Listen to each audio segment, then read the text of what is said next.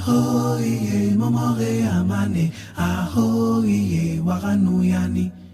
Singe mbai sarani bonbe, kula kuli powere. Ahoye momore aduwe, ahoye kenerlo aman. Singe mbai toboni bonbe, singa. Bienvenue dans le podcast Shabbat Talks Cameroun. Shabbat Talks Cameroun est un podcast dans lequel nous recevrons les acteurs camerounais évoluant dans le domaine culturel.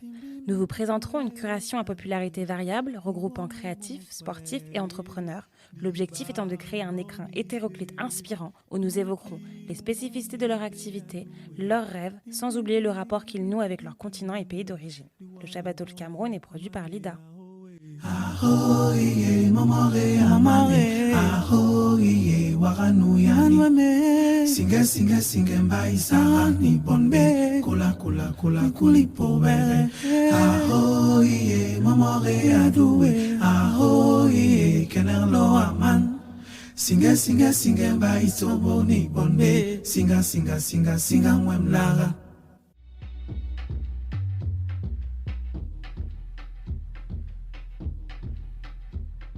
Bienvenue dans le Shabbat Talks Cameroun. Donc aujourd'hui, on reçoit celle qui se décrit comme l'art activiste nommée Louise Abomba. Elle est conceptrice de la web émission sur l'art nommée Art sous le manguier, co-commissionnaire d'exposition d'art.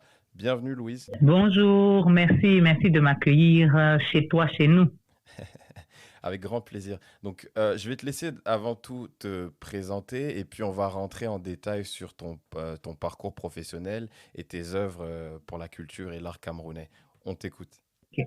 Donc, je m'appelle Louise Abomba Unge, je suis camerounaise, je suis du centre du Cameroun et je viens d'un peuple qui est le peuple mère de tous les peuples, disons-le comme ça, je suis une Tika. Okay. Donc voilà, moi je suis plongée dans l'éducation avec mon père par le fait que ma grand-mère, sa mère à lui, était une danseuse, une chorégraphe, et j'ai été éduquée dans le respect de l'artiste et l'amour de l'art. Donc ceci a forgé mon caractère à pouvoir avoir une relation différente à la discipline, aux différentes disciplines artistiques, qui est de respecter l'artiste et d'aimer l'art par la suite. Très bien. Donc voilà, je suis dans l'environnement, on va dire doualaise, mais aussi yaoundéenne. Oui, je suis basée à Douala, okay. Mais par extension, je suis basée, disons, dans le Cameroun principalement.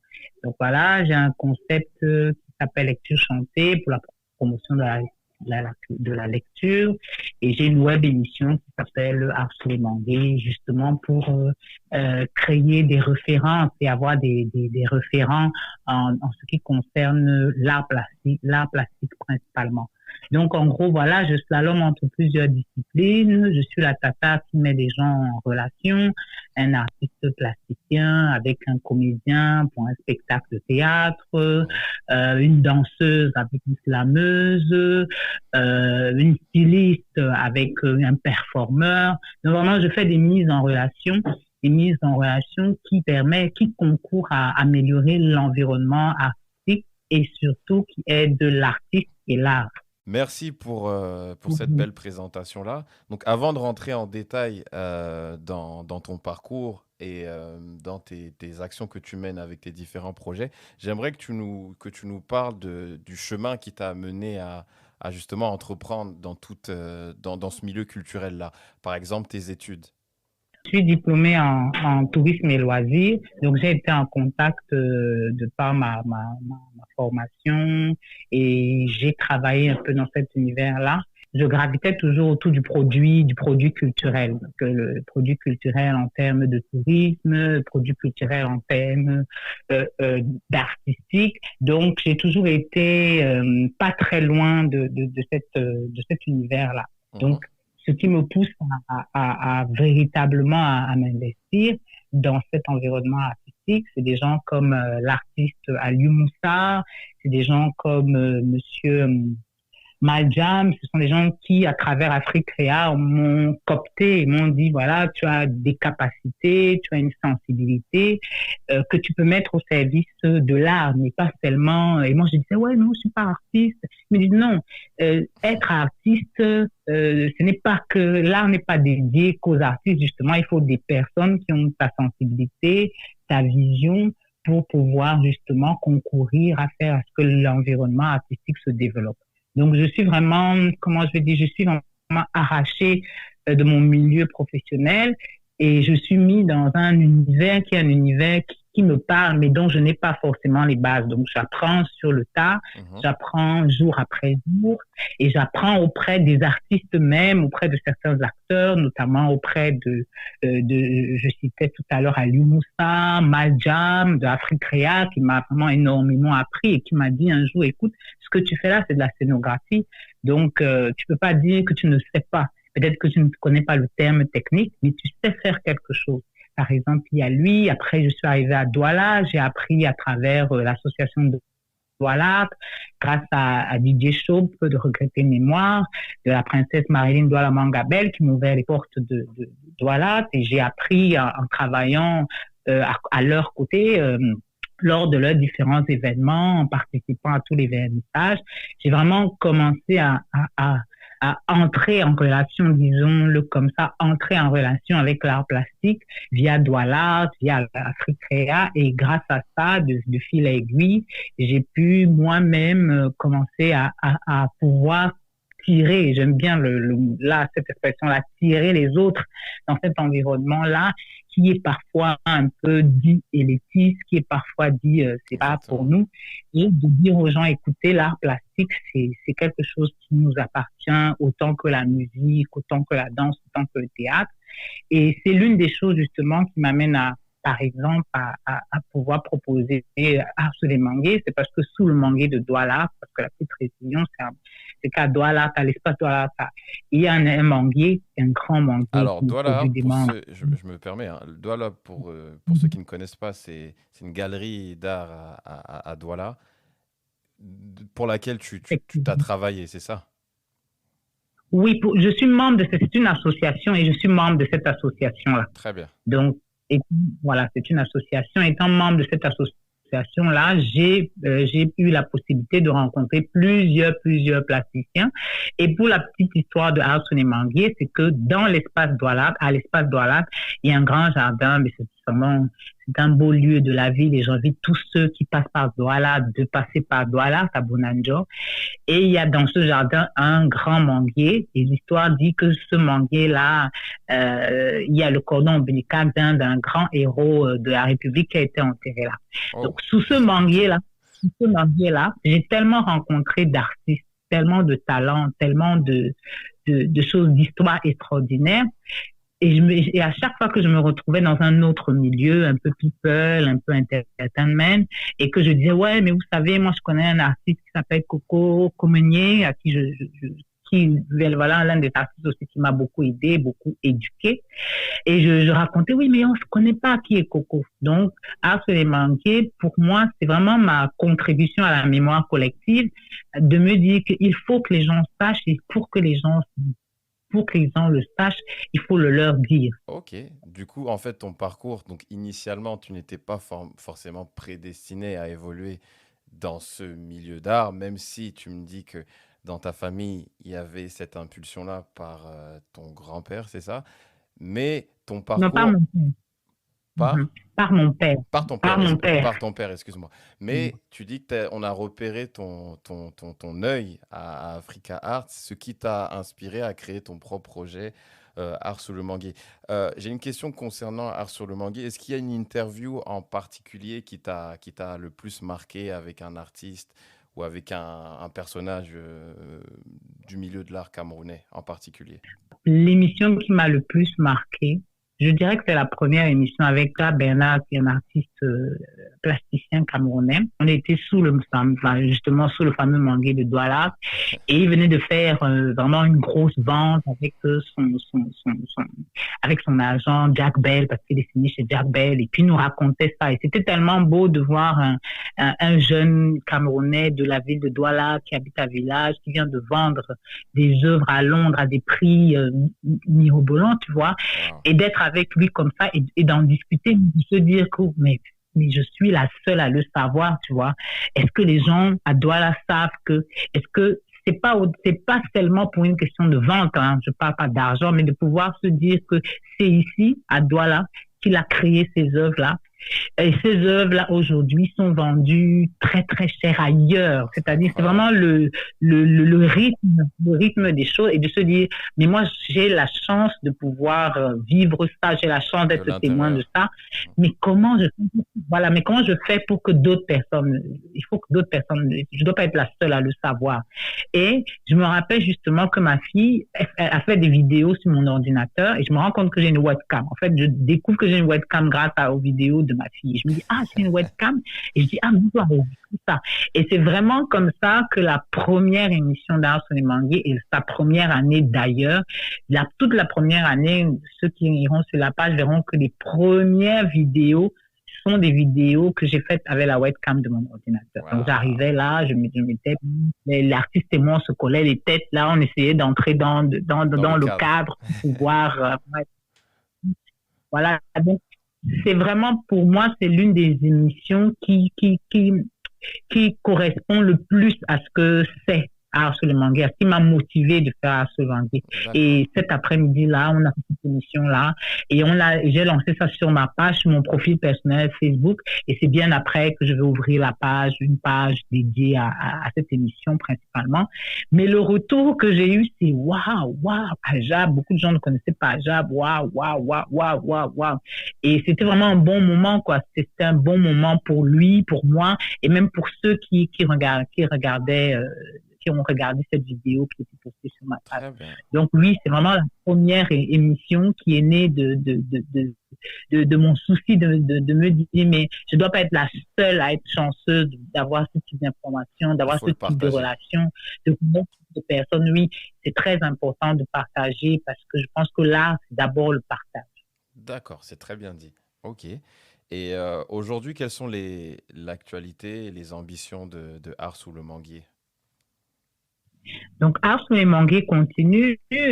Pour la petite histoire, il y a un jeune que je salue ici, Alain Priso, qui est venu vers moi un après-midi et qui m'a dit, non, Tata, lui, tu peux pas continuer avec ta webcam. Moi, je vais mettre à disposition ma caméra et je vais faire des vidéos. Donc, on est quitté de ma webcam à une vidéo pro, et on a tourné. Après, il y a une autre équipe qui est arrivée, Ronnie Long, Yann et Foudou, qui se sont rejoints et qui m'ont dit non, Tata, lui, on t'accompagne. Donc vraiment, c'est des jeunes qui concourent aussi à rehausser le niveau de Art sur les manguiers. Donc Art sur les manguiers veut continuer à faire des références, pour qu'on ait des référents. C'est très, très important que chacun d'entre nous pose un acte pour mettre quelque chose dans la cagnotte de la mémoire collective, parce qu'on prépare le futur, c'est aujourd'hui.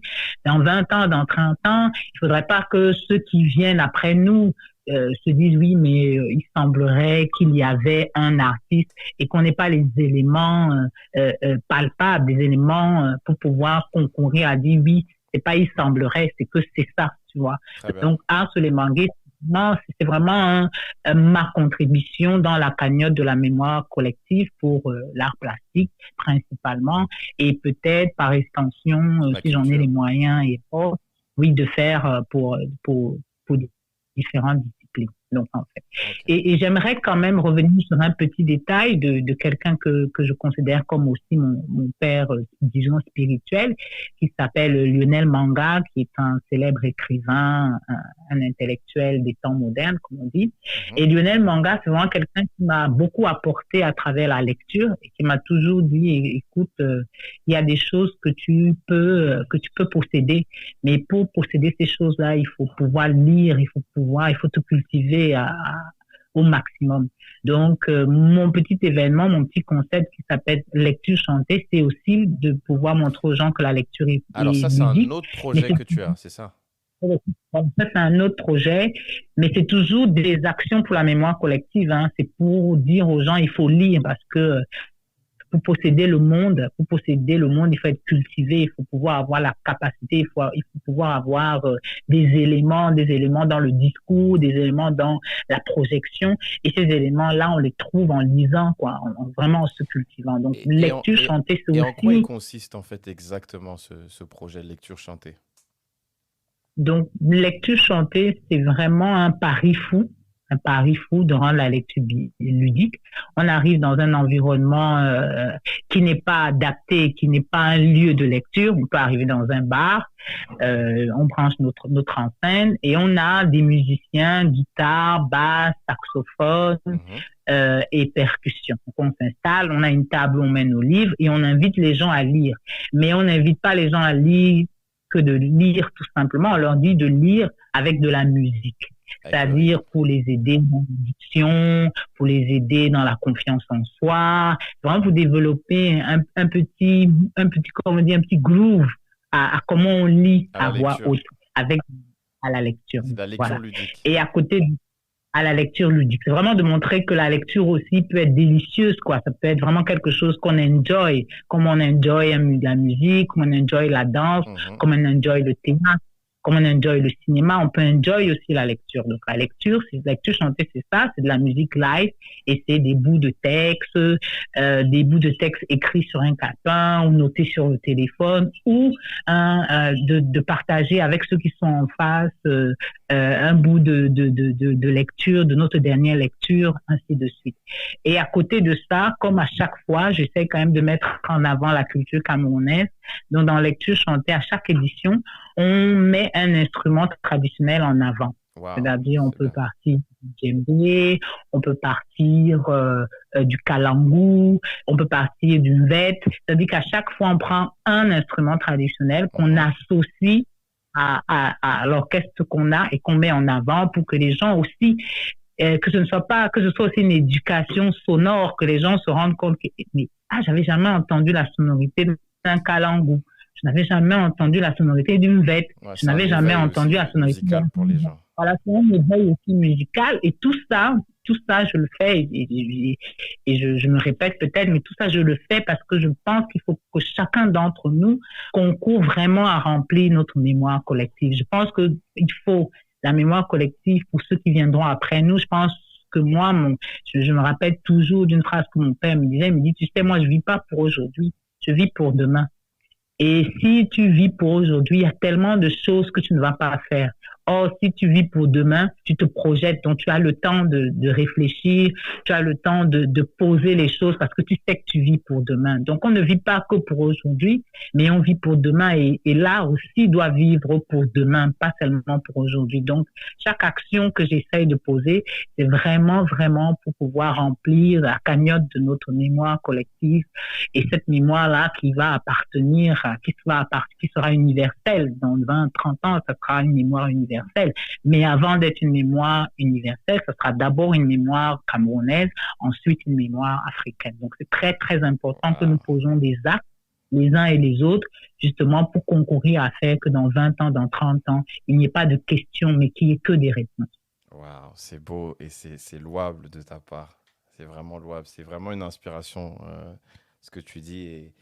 Et j'espère que la lumière sera faite encore plus sur Art sous le manguier et sur ce type d'œuvre que tu fais aussi avec la lecture. Donc, l'interview va bientôt toucher à sa fin, Louise.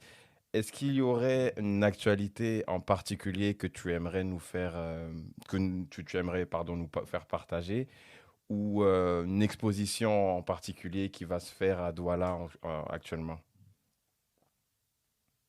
Donc, actuellement, à Douala, par exemple, il y a l'exposition de Romuald Dikoumé, Timbao Mamba, un appel au retour aux sources en termes capillaires, de dire aux jeunes filles, aux jeunes garçons, façon à tout le monde, hein, tout le monde est concerné de se dire que on est beau avec nos cheveux crépus, on est beau avec nos foulards, on est beau, quand je dis beau, parce que même les hommes attachent les foulards, donc on est beau nous sommes beaux comme nous sommes, et c'est vraiment un appel à dire que Black is beautiful, mais vraiment, quoi, réellement, que ce ne soit pas qu'un slogan pour vendre des produits, voilà, que ce soit vraiment quelque chose qui ancre dans les esprits des uns et des autres. Donc, il y a cette exposition-là. Il y a l'exposition c'est à l'espace Bolo. Bolo Espace ici à Douala. Okay. Oui, l'espace Bolo ici à Douala. Il y a l'exposition de Yvon Gassam à l'espace Douala qui s'appelle Trace, une très belle exposition multimédia et qui nous fait partager le parcours de Yvon Gassam dans l'extrême nord du Cameroun. Il a vécu des choses, il a vécu des choses qui sont à la fois passionnantes mais aussi éprouvantes, c'est des choses qui oppressent, c'est des choses qui sont belles, c'est vraiment un parcours, je pourrais dire comme un parcours initiatique où tu peux écouter, tu quittes d'un sourire à une larme. C'est vraiment une très très belle expo, mais c'est une expo aussi qui a plein d'énergie et je pense que les gens gagneraient à regarder ça, à voir comment l'art peut transcender tout.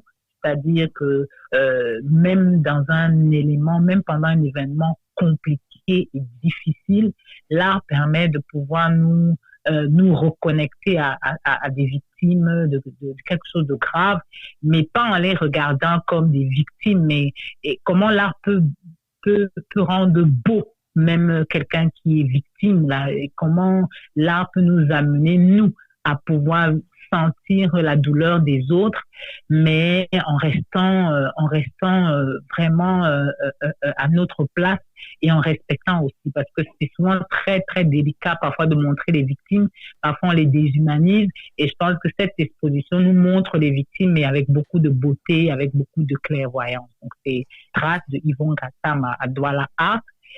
Et bien évidemment, je parlerai d'un projet sur lequel j'ai travaillé particulièrement, qui est In Art, qui est une exposition In Art dans un hôtel de la place qui s'appelle Hôtel Aqua Inn. Okay. Et c'est une exposition que l'hôtel a bien voulu me donner la responsabilité de pouvoir accrocher et de pouvoir se dire qu'on peut faire de l'art hors les murs des galeries et que l'art peut être reçu partout.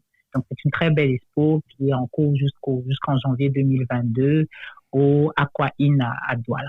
Okay. Et voilà, en gros, on continue. Hein, le jeudi, c'est pas un combat parce que les gens disent on continue le combat. Non, c'est pas un combat. C'est vraiment notre job, quoi. Je pense que c'est notre job aux uns et aux autres. Les artistes ont leur job. Nous, on a notre job et je pense qu'on continue notre job pour vraiment que vive l'art et que vive la vie. C'est très important parce que l'art c'est l'art, mais l'art c'est aussi la vie. Donc que vive l'art et que vive la vie. Bah écoutez, parfait. Parfait, on va terminer là-dessus sur vive l'art et vive la vie. Je te remercie infiniment, Louise, d'avoir participé au Shabbat Talk. C'est vraiment un honneur pour moi d'avoir une personne qui défend l'art et la culture camerounaise comme tu le fais. Donc je rappelle pour les auditeurs, on peut retrouver tous les projets de Louise sur YouTube, donc Art sous le manguier. Il y a la page YouTube qui se retrouvera donc sur notre Instagram et surtout les profils Lida. Donc voilà, je te remercie encore Louise pour ta participation et je te souhaite tout le meilleur. Merci. Et comme je dis, que vive l'art et que vive la vie. Merci. À bientôt. À bientôt. Shabbat Talks Cameroun est produit par Lida. Abonnez-vous au podcast Shabbat Talks Cameroun sur votre plateforme d'écoute favorite pour ne manquer aucun épisode. À bientôt.